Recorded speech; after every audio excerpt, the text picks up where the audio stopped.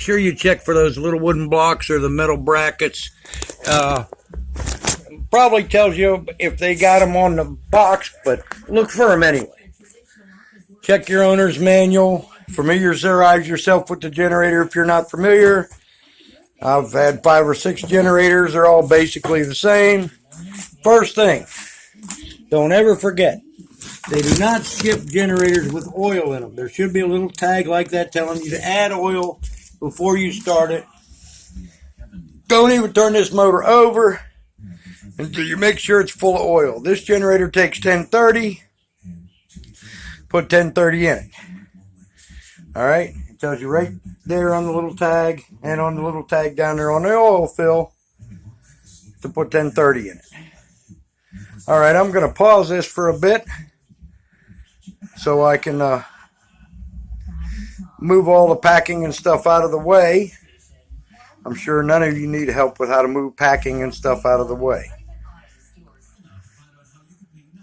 All right, this is one of the metal bars I was talking about. This came, I believe, in this generator, which originally had a yellow gas tank on it, but I changed the gas tank because the fuel gauge quit working, and I had another gas tank from a generator that went bad, so I changed it. But this is one of the metal shipping brackets.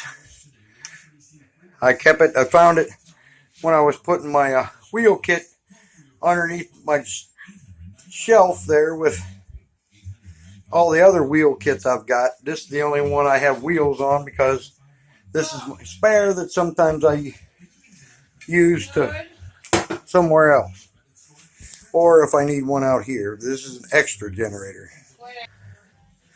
All right, I cleared the packing out of the way, moved the generator over to about where I want it. If you notice, I've got mine blocked up off the floor there because my generators don't move. They stay right here in this building. If I need a mobile generator, I have the one with wheels on it. These two power my house, charge my battery bank for my power system when I need more than the sun's giving me or the wind's giving me, or if I'm washing clothes, stuff like that. Because we live off grid, in case you don't know. And having them up on blocks, especially with a pull start, makes them a little easier. Plus, they don't vibrate around like I found they do if they're on wheels. And it makes it easier to change the oil because I can just slide a little pan right underneath there, take the plug out, change the oil. All right, I'm going to pause here for a second so I can set some things up for quickness of the video. I'm about to put oil in the generator.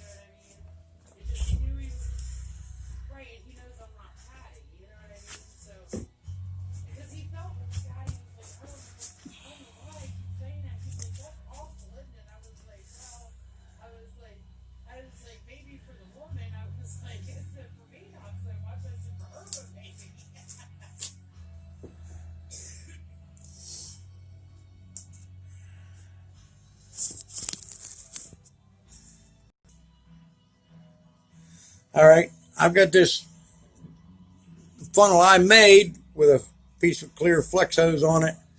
You put it in the hole, fill the generator till it's full. I always put a rag under the hole. You can see it there in the picture.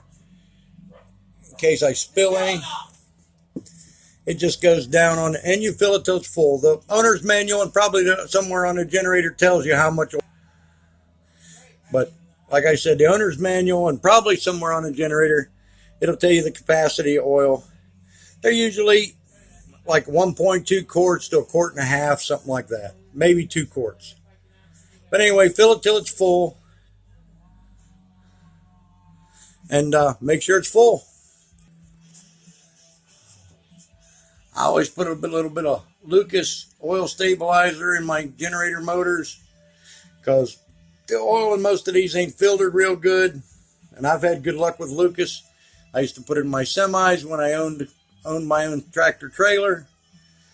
And I recommend the stuff for those that are interested. It's not necessary, but anytime I change my oil, I put, a little bit. That there bottle probably lasts me 6-7 oil changes in my generators because you're not supposed to run all Lucas, but I always put a little bit in there.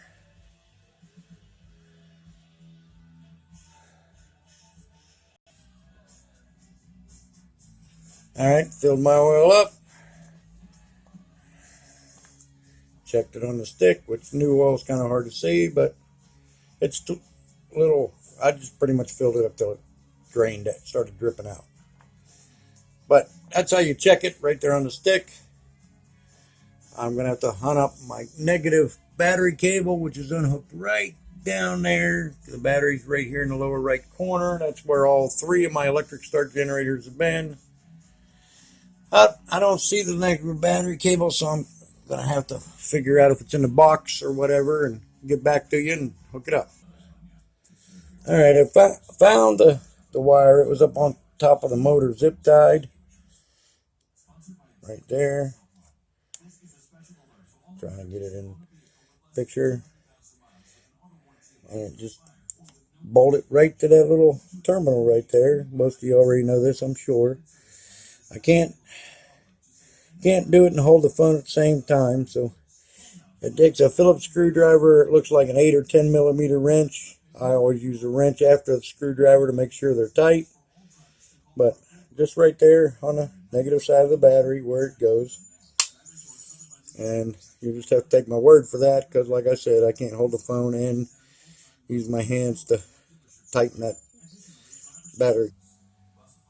Alright, I got the negative battery cable hooked up right there. I dragged all my wires in. These wires are already run across my roof and into that breaker box right there. I could technically, well, both generators are wired in at the same time.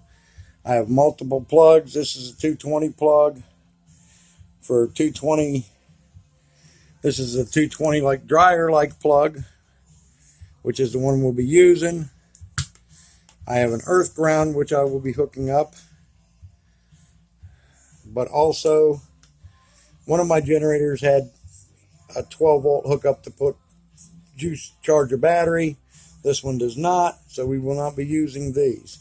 I earth ground mine because it's a permanent installation. Earth ground hooks up right there, and most people don't use it in a mobile setup, but since I'm set up in the building, you can see my other one where the wire runs down the frame and into that earth ground lug, which is grounded to my breaker box and to a ground rod outside the building. So it's a true earth ground. Now all I got to do is plug that plug into that socket, and the generator will be connected to my power.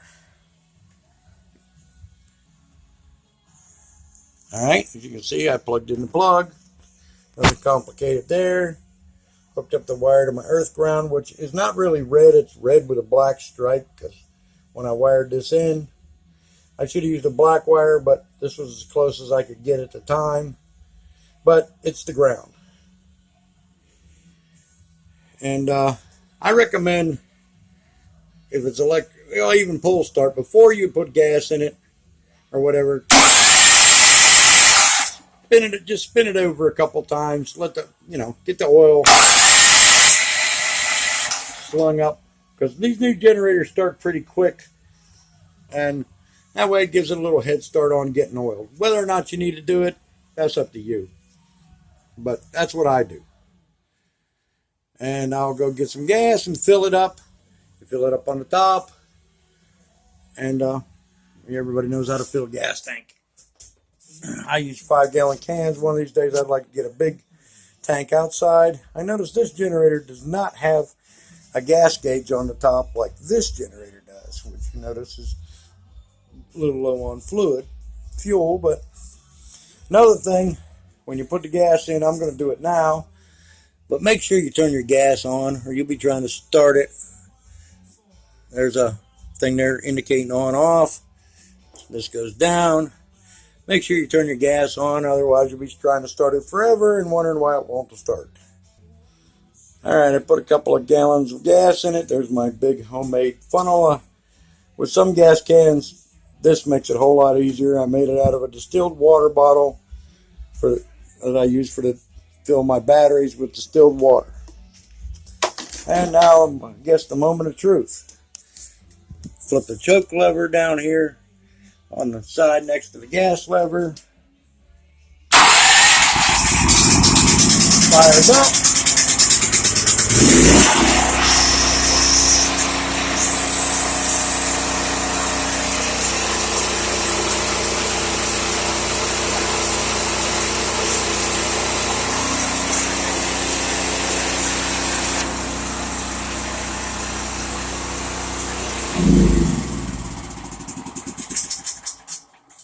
Alright, you notice there's a voltage check on the front of it when it was running.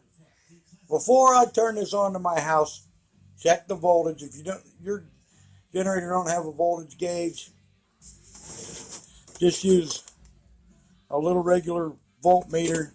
Because this generator, the voltage regulator, went crazy one time. It was putting out almost 200 volts in my house, and let me tell you, it wreaked havoc in my house. I changed the voltage regulator. Now this one works right. And run the generator, because I had this problem before. Run the generator for 15-20 minutes before you use it for anything, especially when they're new. Because I bought this little cheap generator one time, fired it up, and blew up a battery charger just like this one, because it wound out so hard, so fast in the beginning, it blew the battery charger up. So I recommend running them for 15-20 minutes before you connect anything to the generator. But it's running. It's got oil in it. Always remember the oil.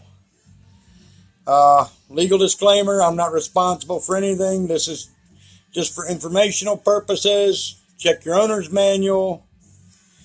And, make sure you got everything you need for the generator that you're using. But, they're pretty much similar on all counts.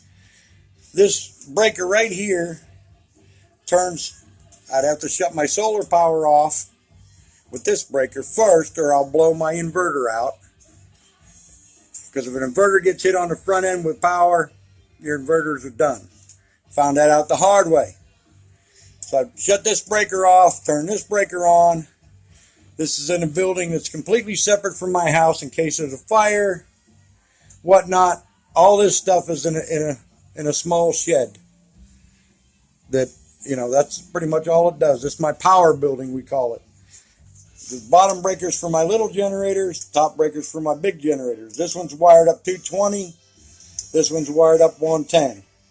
If you don't know how to do this, consult a licensed electrician. I wired this whole building myself. So far, I haven't had any problems.